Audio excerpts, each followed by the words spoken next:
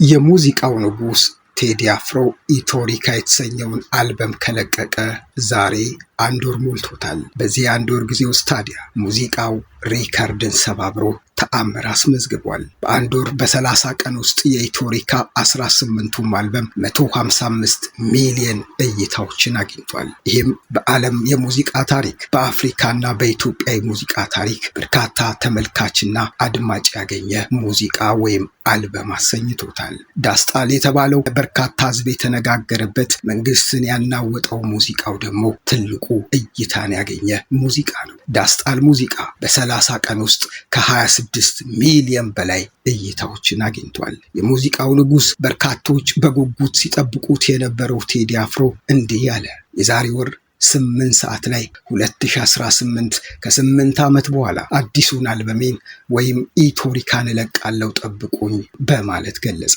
በርካታ ኢትዮጵያውያን የሙዚቃ አፍቃሪዎች ከዳር እስከ ዳር ከከተማ እስከ ገጠር ትንሽና ትልቅ ሁሉም በጉጉት ጠበቁት። ሙዚቃው እንደወጣ በናፍቆትና በፍቅር አጣጣሙት። አንዳንድ ሙዚቃዎቹ እዚህም እዛም የሆነ መረበሽ ፈጠሩ። ኢትዮሪካ አልበም በ30 ቀን ውስጥ እጅግ ተአምር የሆነ እይታን አግኝቶ መነጋገሪያ ሆኗል። ሙዚቃው በወጣ በአንድ ቀን ብቻ ኢትዮሪካ አልበም በርካታ በሚሊዮን የሚቆጠሩ አድማጮችን አግኝቷል። የኢትዮሪካ አልበም በኢትዮጵያ ውስጥ ለባለፉት 30 ቀናት መነጋገሪያ ሆኖ ቆይቷል። መንግስት በተለያየ መልኩ ስለ ሙዚቃው ሐሳብ ሲሰጥ የፖለቲካ ጉዳዮችን መዟልና የመንግስት አጀንዳ ሆኖ ቆይቷል። ባልተለመደ መልኩ የተለያዩ የእምነት አባቶችም ስለ ሙዚቃና ሙዚቀኞች ሐሳብ ሰንዝረዋል። ኢትዮሪካ አልበም በብዙ መልኩ መነጋገሪያ ሆኖ ለ30 ቀን ቆይቷል። በተለይ ደግሞ ዳስጣል የሚለው ሙዚቃ ብዙዎችን አነታርኳል። ኢትዮጵያ አልሞተችም ወይም ሞታለች የሚለው ሐሳብ ዛሬም ድረስ በርካቶች ያልተግባቡበት ጉዳይ ነው። ብዙዎች እንደሚሉት የሙዚቃው ንጉስ ቴዲ አፍሮ ወይም ቴዎድሮስ ካሳሁን የህዝቡን የልብ ትርታ ዘፍኗል፣ ለዚህም ነው ሙዚቃዎቹ ተወዳጅ የሆኑት በማለት ይገልጻሉ። አንዳንዶች ደግሞ ቴዲን ይኮንኑታል።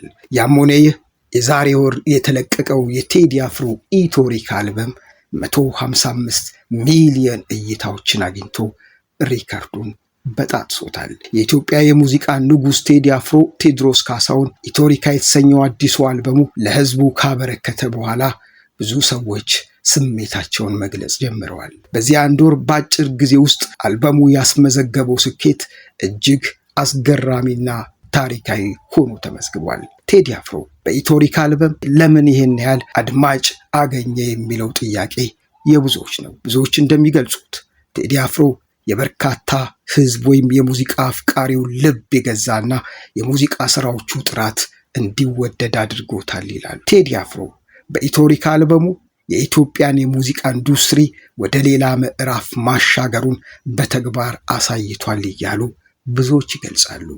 ነገስ ምን ይከሰት ይሆን? የምናየው ይሆናል። ለማንኛውም ጭላሎ ቲዩብ ነው። ሰብስክራይብ በማድረግ ቤተሰብ እንድትሆኑ እንጋብዛለን።